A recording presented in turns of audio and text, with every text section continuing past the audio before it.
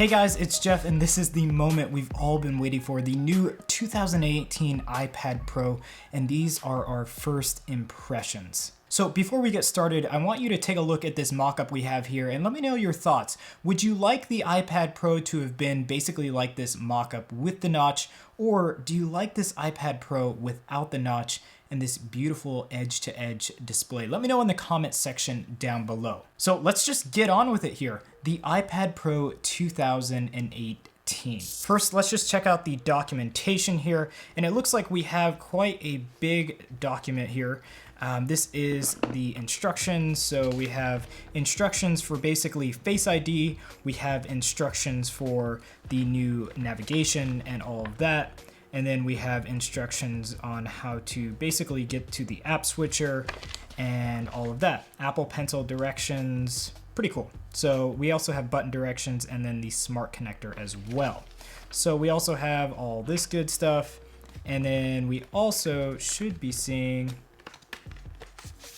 yep, some pretty big Apple stickers. So with this iPad Pro, it is bigger and we get bigger Apple stickers. So that's really cool.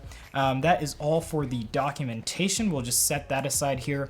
And if you take a look at what we are getting now, we have a USB-C power brick. And this is basically everything people were wanting with the new iPhone XS models. Even though the iPhone XS still has a Lightning connection, we still could have gotten fast charging through a USB-C brick just like this one because there is USB-C to Lightning. But we do have this 5-watt power adapter for the wall. And then we also have a USB-C to USB-C connection here. So basically we have USB-C because obviously the new iPad Pro comes with USB-C. Now USB-C means that basically the old Apple Pencil that you had won't work with this device simply because the Apple Pencil had the Lightning connection at the end. So that is something to note. We only have support for Apple Pencil 2, but obviously with USB-C, that opens the door for a lot of other options. Now, speaking of that Apple Pencil 2, and this is the Apple Pencil 2. This is what we have all been waiting for the past couple of years using the original Apple Pencil. Give you a little goodness here. So the original Apple Pencil was obviously a first design, and the second Apple Pencil has a lot of what we wanted. So basically magnetic charging, and we have some other features like the tap feature. So you double tap to access certain features within the Apple Pencil. So we do have some documentation here. We'll take a look at, maybe we'll get some mini Apple stickers. That would be really cool. Doesn't look like we have anything, but basically how to use it with the iPad. No mini Apple stickers. That's a bummer. Would have loved for some mini Apple stickers. So this is the new iPad Pro, basically Apple Pencil 2. So we'll go ahead, take it out here, and you can see it has a very flat edge on the top, and that is basically to attach it to the new iPad Pro magnetic charger, which is on the side or top of the iPad, whatever orientation that you have it in. I've been really excited for this new Apple Pencil simply because the new one just had a lot of things that I didn't like, and this one does have a new redesign. I'm really excited for the redesign, and just feeling it for the first time, it does feel just a little bit more heavier and a little bit more like a real pen should be. So I really like that. I think it's going to be perfect for writing on the new iPad Pro. Also, we have this new charging mechanism. So basically you just attach the pencil to the iPad via the charger, and that is how you charge it. Basically, no more of that iPad charging where it's sticking out of the Lightning port, and it's just so dangerous, so cautious when using your iPad when your Apple Pencil was connected. So I'm glad that that kind of heart flutter is over now and we can just have it on the iPad and still use the iPad without any worries. Now with this new screen here, you are still getting an LCD panel behind the iPad screen here, but you are getting a liquid retina display, which basically makes this an iPad Pro with almost a near bezel-less display. So by that, I mean we have rounded corners here. So on the rounded corners, these are specially made with the liquid retina display by Apple because they are rounding an LCD panel, which is really hard. With an OLED, no problem. With an LCD panel, it's really hard to get this right, and Apple has done a really good job with this display. Now, with this new display obviously being edge to edge, we have a new swipe up to basically go home. So if you just swipe up, you are back to the home page. So that's really nice. And then also you swipe down from the top right-hand corner to access your control center. There's a lot of navigation that you kind of have to learn if you don't have the iPhone 10, 10R, or 10s, but I'd say it's quite easy. If you swipe halfway up, you will then be taken to the app switcher. So that's really cool, but I think the navigation will be a lot easier for you guys who basically have this navigation control already. But for those of you who don't, I wouldn't say that this is a big issue. I think it's just something to get used to, and I think you'll get used to it pretty quickly. But let's go ahead and install Geekbench because I really want to see some numbers here for Geekbench. So we'll go ahead, get this installed, and then we'll come back and run some tests for you guys. Now, while Geekbench is actually loading up, let's just go ahead and go into the settings app and basically take a look at the new wallpapers here. Now, the wallpaper that you saw previously on basically the home screen right now is the iOS 12 specific wallpaper. But if we go to stills and we take a look at all of the new wallpapers for the iPad Pro, you can see they are really artistic. I like this one the most, so I'm going to set it for the rest of this video. But let me know what you think out of all of these, which one is the best.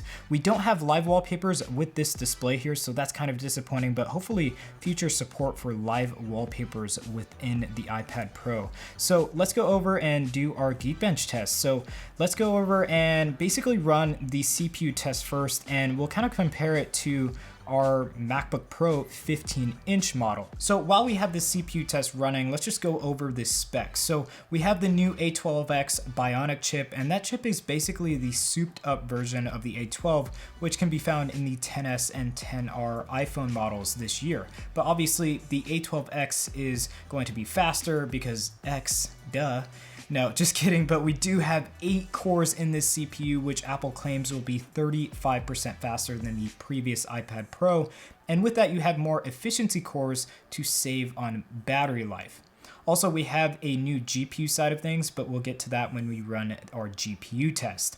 Now, just for reference, our MacBook Pro CPU score was 5,066 and the multi-core score was 21,585. So the test just wrapped up here, and we obviously have a score of 4,980 for the single core, which is so close to the 2018 15-inch model of the MacBook Pro with Touch Bar. And for the multi-core score, we have an 18,026. So that's a little bit farther off from the MacBook Pro, but it is still really, really close to that of basically a pro laptop. So let's go and check out the GPU benchmark because that is really what is going to drive the graphics performance for this new iPad Pro.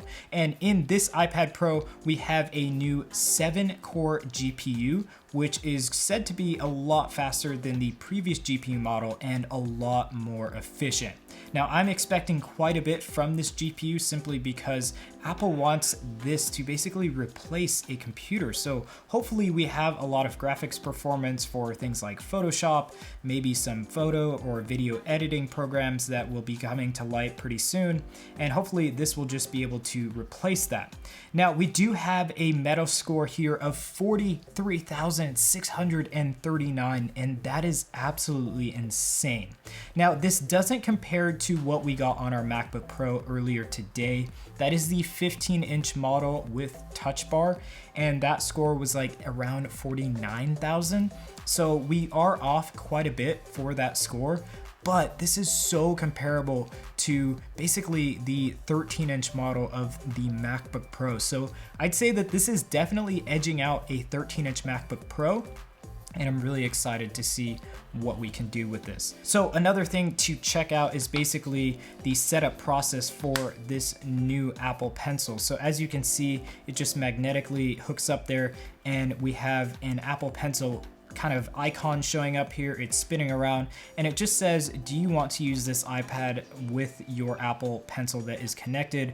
All we do is tap connect, and there is a welcome to Apple Pencil screen, which basically shows you all of the ways that you can use the Apple Pencil in your day-to-day experience with this new iPad. So that's really cool. We'll go ahead and check that out. We can explore double tap basically to see exactly how the double tap feature will work. So we can set the double tap feature to do an eraser. We can set it to do different markers here of different sizes. I'm going to set it for the eraser because that's something I've really been wishing for, is to have an eraser on the end.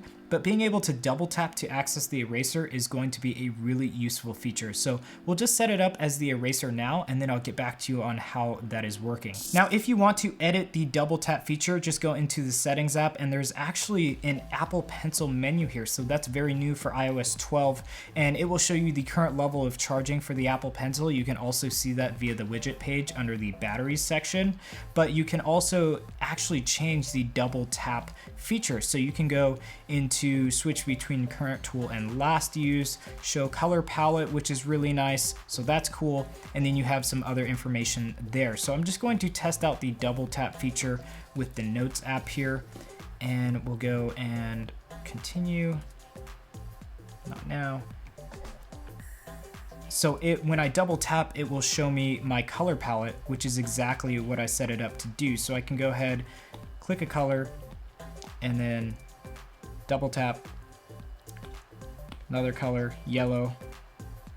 And this double tap feature actually works all around the iPad, so you don't have to have your finger on the flat part of this pencil. So you can double tap it on any side and it will work. So that's really cool. I really like this new pencil. Having the double tap feature work anywhere on the pencil is really useful, and just the weight of it feels really nice. So check out those settings for the Apple Pencil. I'm really going to be excited to use this feature a lot more. I think that it's a very useful feature for a lot of artists that basically want to set up things to be a lot faster for their drawing experience.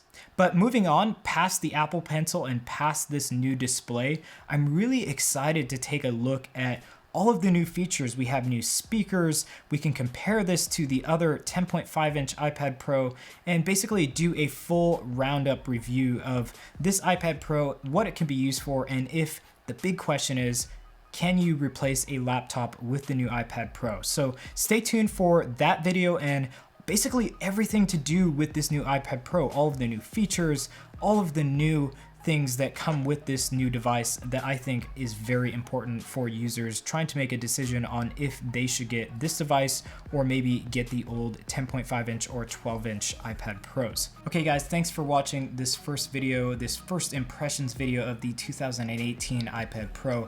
I'm definitely really excited to share more with you about this iPad, so definitely get subscribed to see some more content on the iPad Pro. We have a lot of videos coming up, so you would definitely not want to miss those. Anyways, thanks again for watching, and hopefully we'll see you in the next video.